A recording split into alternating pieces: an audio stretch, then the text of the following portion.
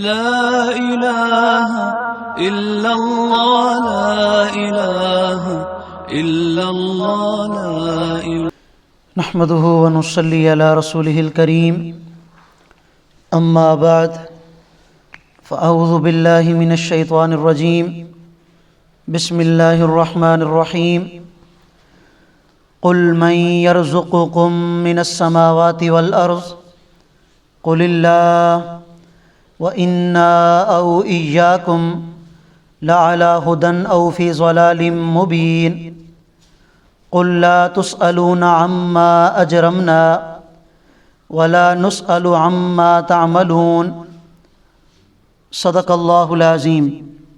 سورہ سبا کی آیت نمبر 24 اور 25 آپ حضرات کے سامنے تلاوت کی ہیں۔ آیات کریمہ کا ترجمہ یہ ہے، اللہ رب العالمین ارشاد فرما رہے ہیں، میرا پیغمبر آپ کہہ دیجئے کون سی وہ ذات ہے جو تمہیں رزق دیتی ہے زمین و آسمان سے؟ آپ خود ہی جواب میں کہہ دیجئے کہ وہ اللہ ہے۔ وَإِنَّا أَوْ إِيَّاكُمْ، ہم دو فریق ہیں، ایک ہم اور دوسری طرف تم، یا تو تم ہدایت پر ہو یا تم کھلی گمراہی میں ہو یا ہم۔ میرا پیغمبر آپ کہہ دیجئے کہ تم سے ہرگز سوال نہیں کیا جائے گا ان گناہوں کے بارے میں جو ہم کرتے ہیں، ولا نسأل، اور نہ ہی ہم سے سوال کیا جائے گا ان اعمال کے بارے میں جو تم کرتے ہو۔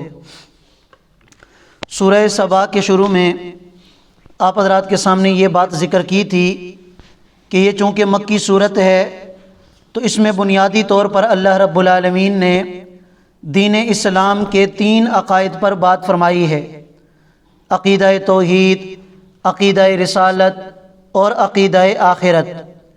توحید کے مقابلے میں شرک ہے اور رسالت کے مقابلے میں بدعات ہیں، سنت کے مقابلے میں بدعات رسومات ہیں، اور قیامت کا انکار کرنے والے منکرین آخرت اس مبارک صورت کے اندر ان کے اعتراضات کا جواب دیا گیا ہے۔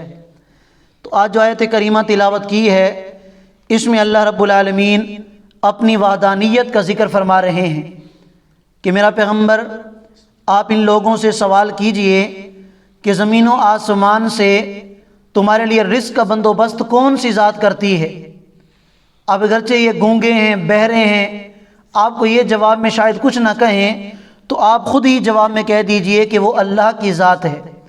آسمان سے بھی تمہیں رزق دیتا ہے، زمین سے بھی تمہارے لیے رزق کا بندوبست کرتا ہے۔ جب رزق دینے والی ذات وہ اللہ کی ذات ہے تو پھر عبادت بھی صرف اور صرف اللہ کی کرنی چاہیے۔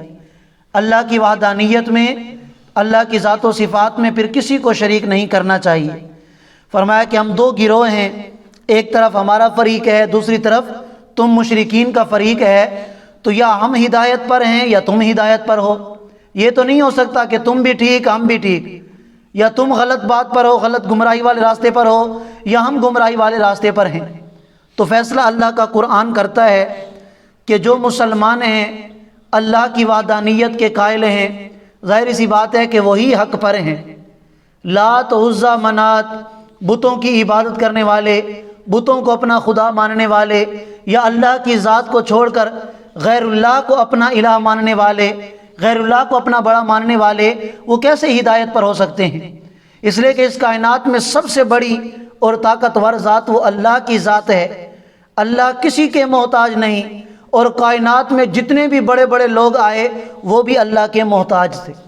تو اللہ پر ایمان رکھنا، اللہ کی وحدانیت پر ایمان رکھنا، یہی بات حق ہے اور سچ ہے، اور اسی عقیدے پر قائم رہنے والے وہ دنیا آخرت میں کامیاب ہیں۔ فرمایا میرا پیغمبر آپ کہہ دیجئے کہ جو دنیا میں اعمال ہم کرتے ہیں، جو گناہ ہم کرتے ہیں، ان کا سوال تم سے نہیں ہوگا، اور جو تم اعمال کرتے ہو ان کا سوال ہم سے نہیں ہوگا۔ ہر کسی نے اپنے اعمال کا جواب اللہ کی بارگاہ میں خود دینا ہے۔ آج تو لوگوں نے یہ نظریہ بنا رکھا ہے کہ ہمارے بڑے، ہمارے بزرگ، ہمارے پیر، ہمارے ولی، وہ ہماری جا کے سفارش کریں گے، وہ ہمیں بخشوائیں گے۔ تو اللہ فرماتے ہیں کہ میرا پیغمبر اس بات کو بھی واضح فرما دیجئے کہ اللہ نے فیصلہ کرنا ہے اعمال کی بنیاد پر۔ جس کے جیسے اعمال ہوں گے اس کے لیے اسی طرح کا فیصلہ کیا جائے گا، वलना आमालुना वलकुम आमालुकुम, कि हमारे लिए हमारे आमाल, तुम्हारे लिए तुम्हारे आमाल।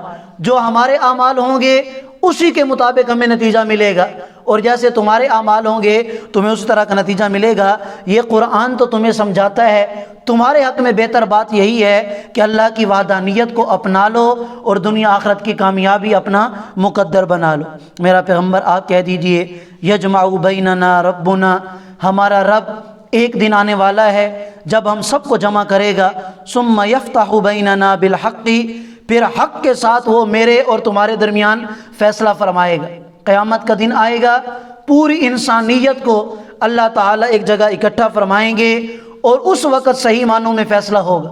आज तो अल्लाह माफ़ करे, जो सच्चा होता है वो बेचारा अपनी सच्चाई को साबित नहीं कर सकता, उसको मुजरिम ठहरा दिया जाता है, इसलिए कि जो आगे जज बैठे होते हैं उन्होंने फ़ैसला ज़ाहिरी गवाहों पर करना होता है। अगर गवाही उनके ख़िलाफ़ आ गई, वो सच्चे ही क्यों ना हो, फ़ैसला उनके ख़िलाफ़ आ जाता है। लेकिन अल्लाह की अदालत में ऐसा नहीं होगा। वो अल्लाह की ज़ात ऐसी ज़ात है, वो तो दिलों के राज़ों को भी जानने वाली है। तुम्हारे दिल में क्या है, तुम्हारे तसव्वुर में क्या है, तुम्हारी तस्दीक में क्या है, अल्लाह सब कुछ जानने वाले हैं।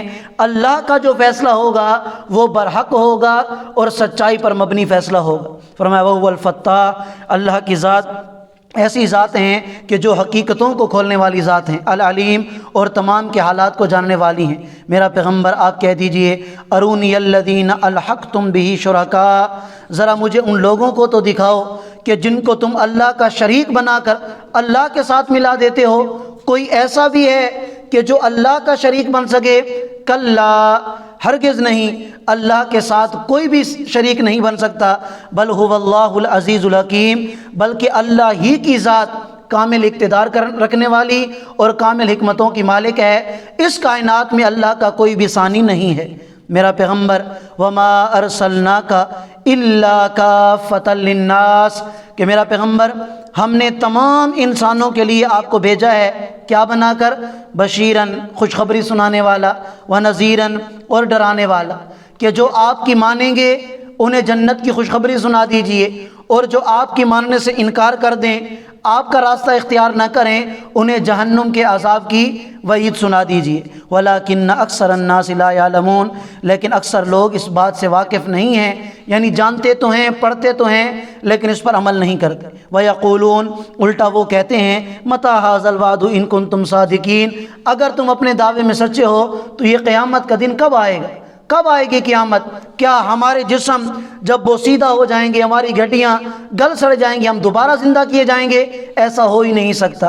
तो मेरा पैगम्बर आप कह दीजिए, लकुम मिआदु यौमिन, कि तुम्हारे लिए एक दिन मुकर्रर है, ला तस्तअखिरून अन्हु साआ, कि उससे एक घड़ी भी आगे पीछे नहीं होगा। जो वक़्त क़यामत का मुकर्रर है, क़यामत उसी दिन आके रहेगी, जिस तरह मौत का दिन मुकर्रर है। अब ये तो नहीं कि अगर मौत के वक़्त का किसी को पता नहीं तो मौत का इनकार कर दे, मौत का कोई भी इनकार नहीं करता, हालांकि मौत का भी किसी को पता नहीं। तो इसी तरह क़यामत का भी इनकार कोई भी ना करे, क़यामत भी एक ना एक दिन आके रहेगी। और वैसे हदीस पाक में तो आता है, मम मात फ़क़द क़ामत क़यामतुहु, कि जिस पर मौत आ गई बस उसकी क़यामत कायम होगी, उस पर क़यामत आ चुकी है, इसलिए कि उसका हिसाब व किताब शुरू हो जाता है क़ब्र के अंदर, फिर हशर के अंदर। फिर जब असल क़यामत आएगी तो तमाम लोगों को अल्लाह की बारगाह में जमा किया जाएगा। मेरा पैगम्बर आप कह दीजिए, लकुम मिआदु यौमिन, तुम्हारे लिए एक दिन की वक़्त मुकर्रर है, ला तस्ताखिरून अन्हु साअतन वला तस्तक़दिमून, कि उस घड़ी से एक घड़ी भी आगे पीछे नहीं होगा। अल्लाह ताला हम सबको समझने और अमल करने की तौफीक अता फरमाए। जज़ाकुमुल्लाह खैर।